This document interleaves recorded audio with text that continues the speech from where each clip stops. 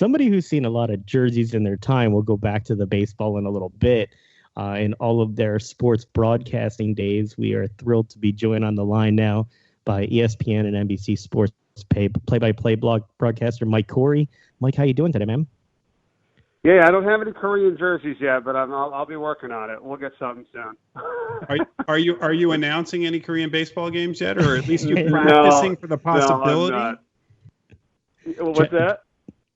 Are you practicing for the possibility that you could be doing some Korean baseball? Yeah, well, hey, I'm always open, right? You never know. I know. I mean, I don't know. I'd have to get up at like 2 a.m. on that, but it's good to be with you guys. I just picture broadcasters in their basement now, like practicing calls of game. Are you there, like staying ready for the call right now? Yeah, I know, right? I mean, yeah, I'm just kind of hanging out. I mean, it is a little tough because I've went over some old game film and trying to, watch some stuff back. But, at the end of the day, I'm thinking, well, probably not going to be doing too much here for at least another 3 months, So it's kind of interesting. You are we lost you a little bit there on the reception, so I'm not sure where you are. You're sort of a guy that started their broadcasting career locally, though. You're doing over 20 years now, but you spent 13 years with the Delaware Blue Hens. What was that experience like for you to start local here in the area to get your platform to go? Yeah, that was great. I mean, that was probably one of some of the best times I've had, doing games. We had such a great crew, of people, and we got to do, a national championship in 2003 when Delaware football won it all back then at 1AA. And Joe Flacco, I got to, work with him and do, some of his games, and he was here for a few years, so that was awesome. There's some really cool, there's some really cool times, and, I enjoyed that. I mean, that was my first real break. I mean, I graduated from UMass and was fortunate enough to get the job doing Delaware football and basketball right out of school, so that's how I got started. When you were at Delaware, did you cross paths with Tubby Raymond? I did, yeah. That was my first 3 years. I worked with Tubby. Doing football, it was awesome. Again, I just graduated, so I'm 21 years old at the time, and he was 73. And we ended up doing like a radio show together every week for 3 straight years, and it was just a fun combination. I mean, you can think about that. And he was just funny, and we had a great time. I mean, that was I'll never forget those years. And I was there for when he won his 300th football game, his last game, of his career, and just one of the all-time greats. I mean, it was so much different, back then, really, than what it is now. But I'm glad I kind of broke in the way I did with him and got to work with him for 3 years. I'll never forget those years. What's it like? You get out of school, you get this job, and the first job that you have is announcing games or doing games and then doing a show with a legend. I mean, we're not talking about just another college football coach. Tubby Raymond is a legend in the industry. I know. It was. I was just so fortunate. I mean, I was very appreciative that kind of the fans and the people kind of, gave me a little bit of time because, I mean, I had a ways to go. I mean, I'll be the first to admit. I mean, it was like everybody had more experience than me.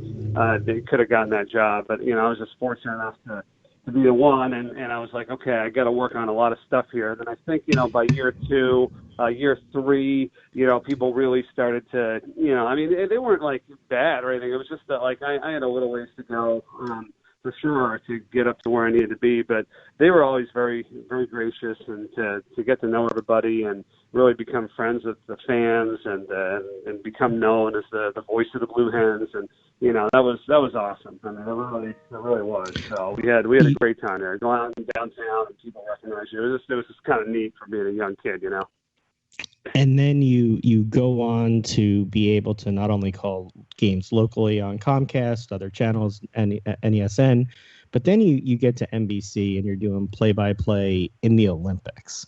What is that dream like for you to come true?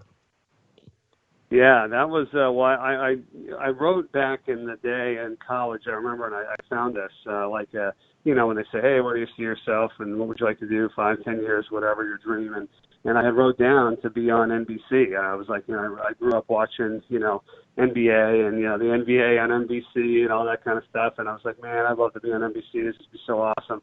And with any network really, but for whatever reason, I was like, that was kind of the one. And then to have the opportunity to do the Olympics, it's just like, wow, how the heck is this possible? But it's honestly, when they have something like that, and you think, well, the Olympics, there's just so many more opportunities because they need so many more people to cover all the sports, and to do all the events. So that's kind of allowed me to have an opportunity because they needed some people, and lo and behold, it's just one of the biggest things that they do, So that was an experience, and I was hoping to, be back again for this summer, and obviously everything, was what happened. But hopefully next year I'll be back doing field hockey again, and that's what I've done the last 3 Summer Olympics. So it's been pretty fun.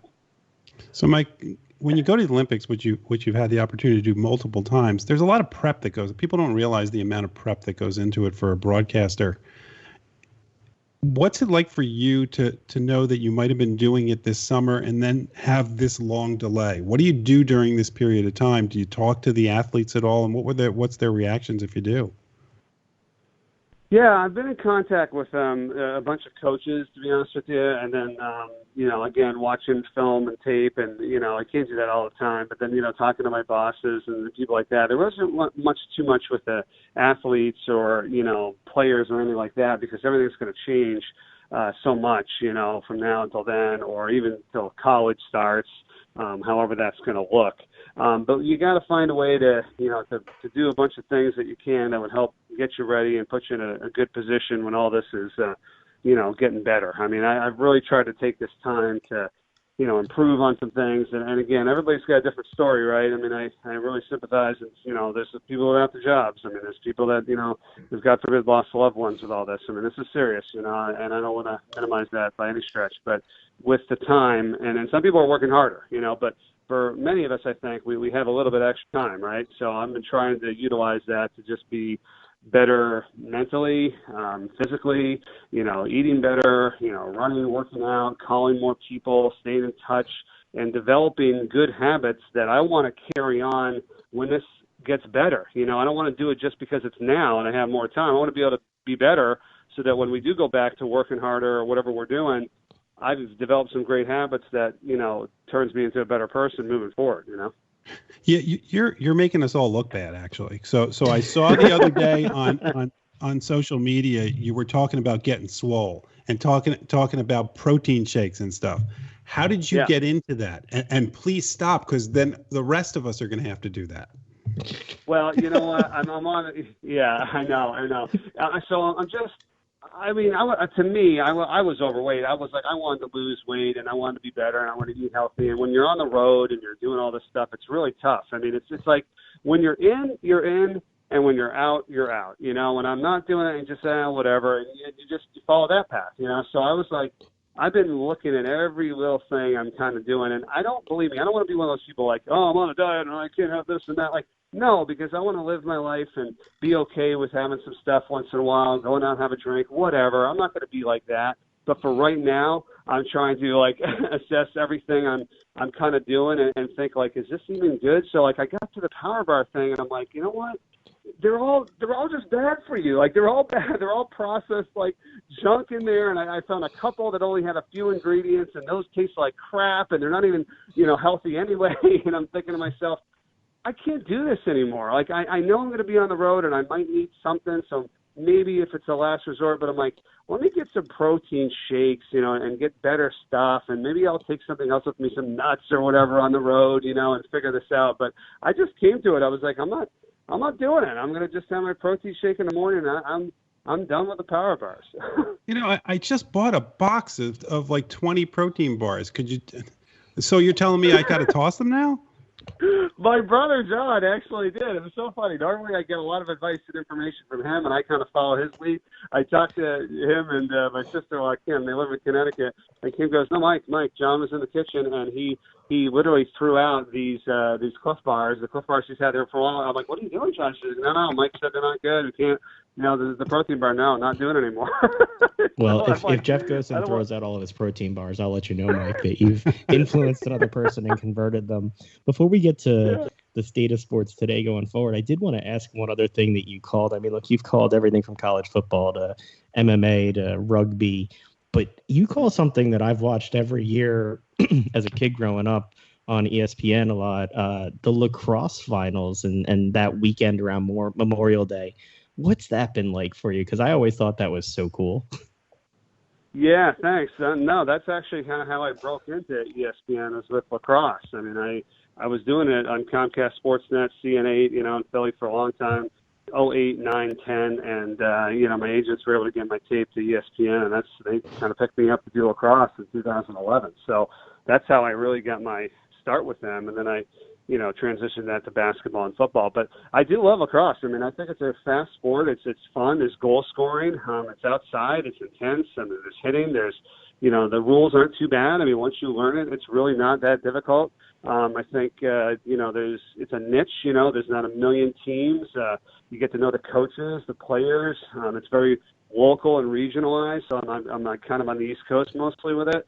And I think I wish it would just kind of take off a little bit more. I know it's getting big in the high school level, and everybody says, oh, it's one of the fastest growing sports, but there's only like 75 Division I teams throughout the country, and really hardly anything out west. So until, someday we're like the Pac-12 or the Big 12, just all of a sudden start sponsoring and having lacrosse in all their, schools, then maybe it'll get a little bit bigger. But I really enjoy it, and I look forward to it. I did all the way up to the quarterfinals a couple years in a row.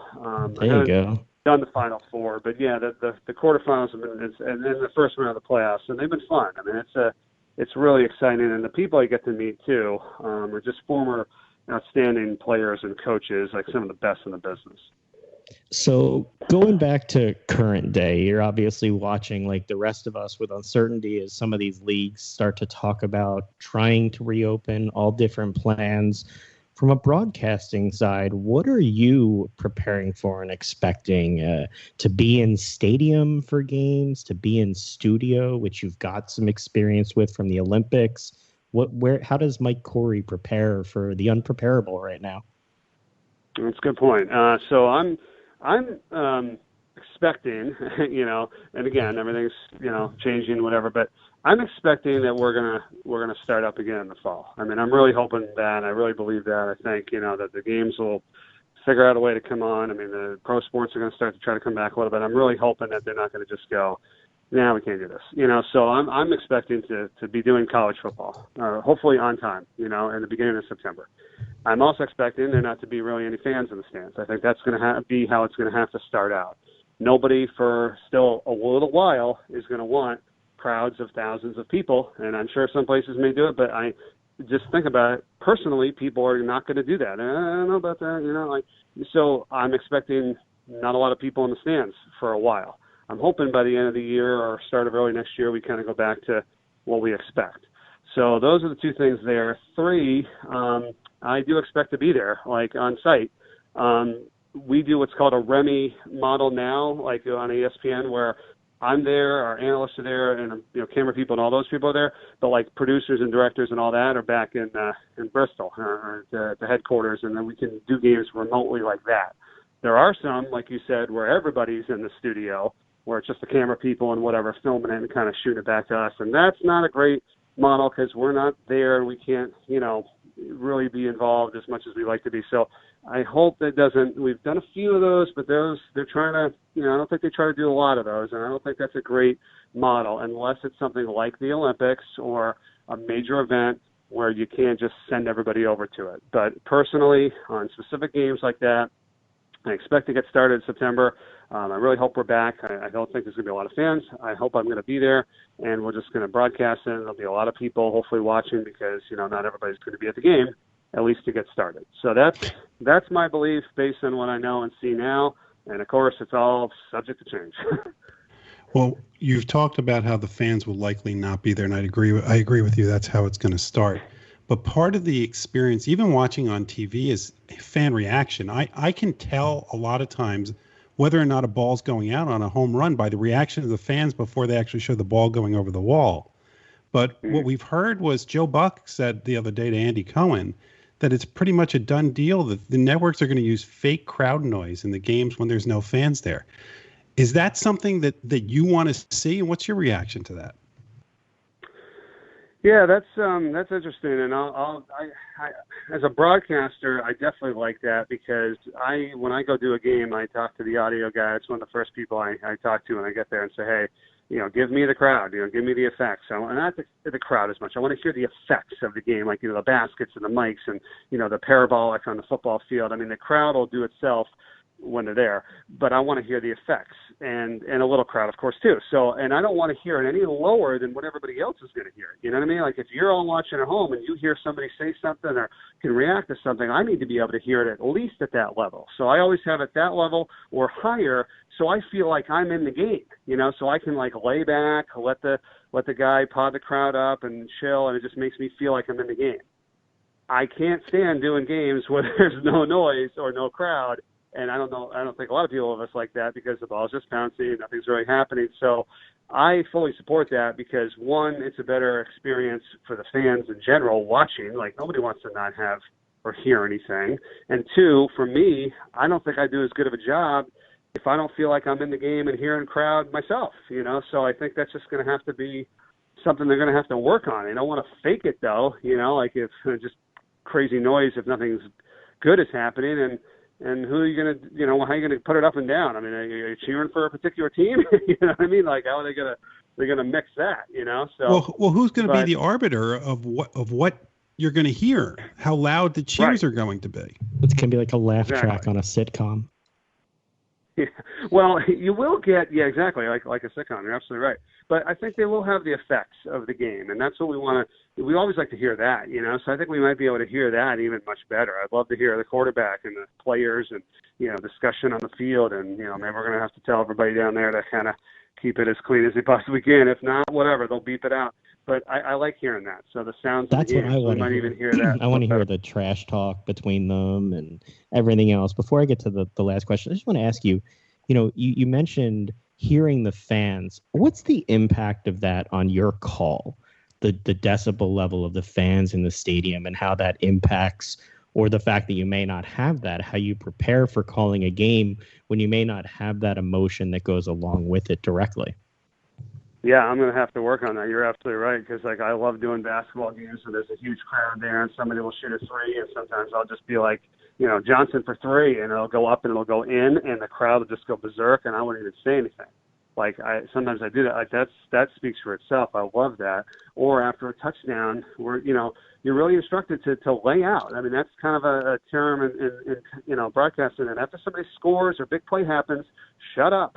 Don't say anything for a little while. Let the crowd go. Let the director cut around the shot, the different shot, reaction. Like, that's what we're kind of told to do. So I'm going to kind of try to treat it the same way. Like, I don't want to get into a bad habit of doing something only because of this situation, and then it boils over until when everything does go back to normal, and then you're in a bad habit. Like, I don't want to do that. So I'm going to try to do as much as I can the way we should and normally do it, rather than get into a bad habit. You know what I mean? Like, it's like this time period. If we're going to do something now, and I'm working on trying to get up earlier every day, like, I'm not just saying, well, I don't have to get up for anything so I can just sleep in late. No, I need to get up early now so I can train myself so that when I really do have a ton of stuff going on, I'm up and I'm ready to go, and we can find things to do. So I'm not going to try to adjust too much. I'm going to try to keep it the way I would normally do it so I don't fall into that trap. Mike, we talk a lot about the platforms that athletes have and how they use them to make an impact in the community. That's one of the things that broadcasters and just anybody in sports, we love it when we see that. And you seem to be somebody who has been doing that and using your position and your platform for things like Special Olympics Delaware, Autism Delaware, and the Delaware Kids Fund. How did you get involved in that, and what's it like for you to be able to use your platform for these amazing causes?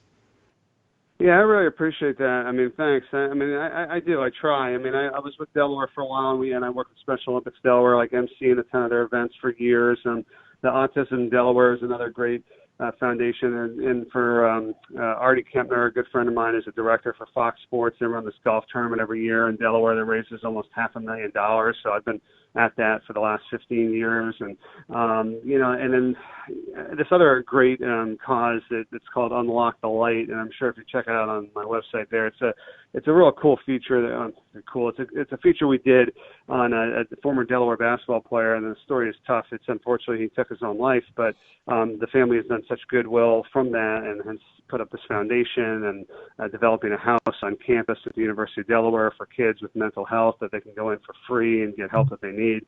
So I did just a great job by them to turn the most horrible negative into an extreme positive. So when I get word of these things or people tell me about it, and I'm like, you know what, this is great. I want to get involved. That's the kind of stuff I do like to get on the web and get on the social media and see if we can reach some people. I mean, that video is probably the single biggest thing I've done so far. I had like over 150,000, views, and we had heard from coaches and players and people that actually said that they stepped up to say that they had some issues and that they get to seek help. And the father of the young man who passed away was like, Mike, I think we got to some people. They actually said that they saved this guy. I mean, it's crazy. So when I can do stuff like that, that makes me feel good. I think, trying to help others.